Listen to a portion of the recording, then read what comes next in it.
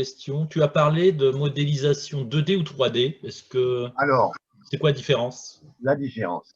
Euh, Lorsqu'on fait de l'hydraulique, en particulier de l'hydraulique des conduites ou des collecteurs, lorsqu'on peut considérer que l'écoulement est unidimensionnel, c'est-à-dire qu'il n'y a qu'un axe d'écoulement et que tout se comporte dans cet axe d'écoulement, on est en 1D. Ce sont les formules classiques de type Manning, Strickler, etc. Lorsque l'écoulement est à surface libre et se développe dans 2 dimensions d'espace, par exemple la profondeur et l'axe d'écoulement, on peut être amené à faire des modélisations qui permettent de traduire ce qui se passe sur une verticale. Et on est alors en modélisation 2D.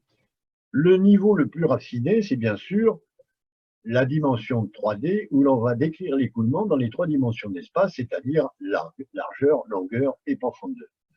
Évidemment, la mise en œuvre est beaucoup plus compliquée au fur et à mesure qu'on augmente le nombre de dimensions, et en particulier la puissance de calcul nécessaire pour faire ces résolutions croît avec la dimension.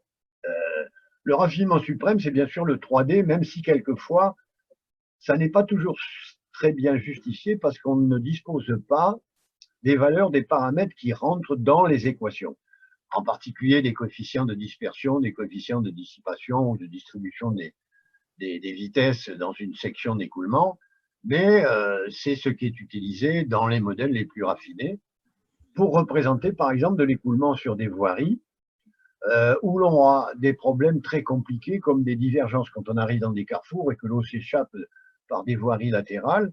La définition hydraulique de ces modèles est extrêmement compliquée. Certains outils prétendent pouvoir le faire aujourd'hui en utilisant des modélisations 3D.